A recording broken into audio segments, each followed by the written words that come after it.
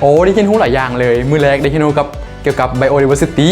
ซึ่งน้องกะบ่เคยรู้มาก่อนเลยว่าเกี่ยวกับชีวนานาพันธุ์เป็นบทเรียนใหม่ที่ดีแฮงเนาะเพราะว่าเป็นบทเรียนที่ใหม่สำหรับเขาแฮงเขาไปเรียนเรื่องenvironment มาอยู่แล้ว แต่ว่ามันนี่เรารู้สึกว่าได้อย่างหลายอย่างเลย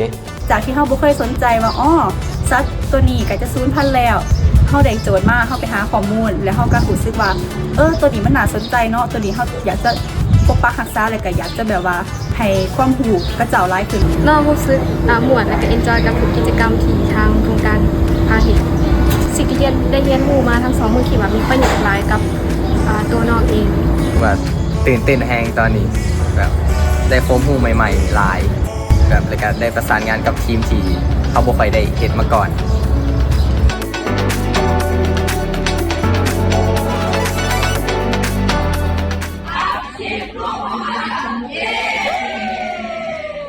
ถึงว่าจะเข้าแต่ส่งมือแต่ก็ได้ความรู้หลายอย่างเลย stakeholder mapping file wise แล้วก็problem trees ตัวนี้เป็นสิ่งใหม่สำหรับน้องแฮงเพราะว่าน้องยังบ่เคยเฮ็ดมาก่อนเลยแล้วก็ยังมีเทคนิคอื่นๆอีกสำหรับการแยกทีมอย่างเช่นว่าแยกว่าไผเป็นหัวหน้าทีมไผเฮ็ดเวียกอีหยังจังไดแบบฮัสเลอร์แฮกเกอร์เรียกนั้นเลยได้รับความรู้หลายจากโครงการนี้แล้วก็วิธีแนะนำจาก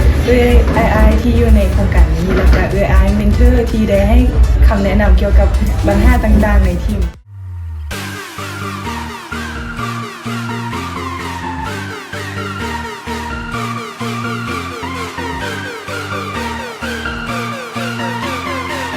บทเรียนทั้งสองมือนี้ถือว่าเป็น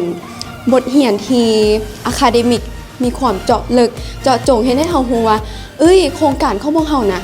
มีพบปัญหาอย่างใดปัญหาหักเงาของพวกเฮานะแม่นหยังเป็นหยังมันจะเกิดเรื่องนี้ขึ้นแล้วเฮาสิแก้ไขมันเอาได้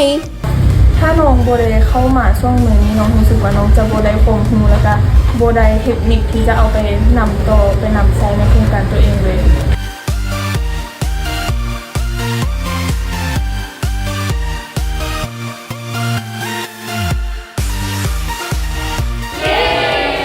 เปิดมุมมองใหม่ๆได้พูดจักวิธีการเห็นเวียกเป็นทีมพูดจักการวางแผนพูดจักการเป็นหัวหน้าทีมและไกด์ไลน์นำแล้วก็อีกอย่างมัน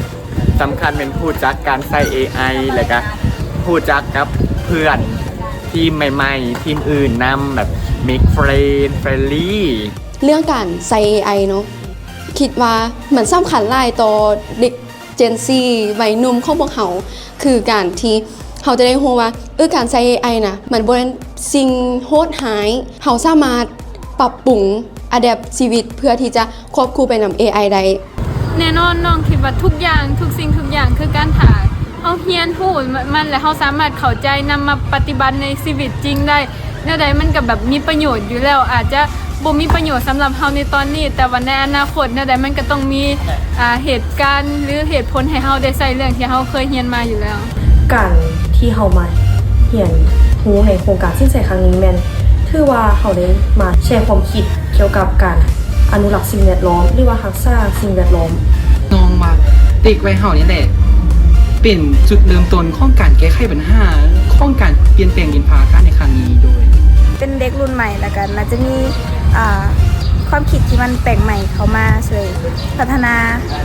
โลกของเราที่มันให้มันดีขึ้นกว่าเก่าน้องอยากกล่าวคำว่าเข้าใจหลายๆทางโครงการยูนิเซฟศูนย์กลางเสาหนุ่มเนาะที่ได้มอบโอกาสนี้ให้น้องๆได้เรียนรู้ในการจัดการการแก้ไขหรือว่าพัฒนาชุมชนของพวกน้องนี่แล้วก็อยากให้โครงการนี้ดำเนินการต่อไปเรื่อยๆไปเนาะเพราะว่าเป็น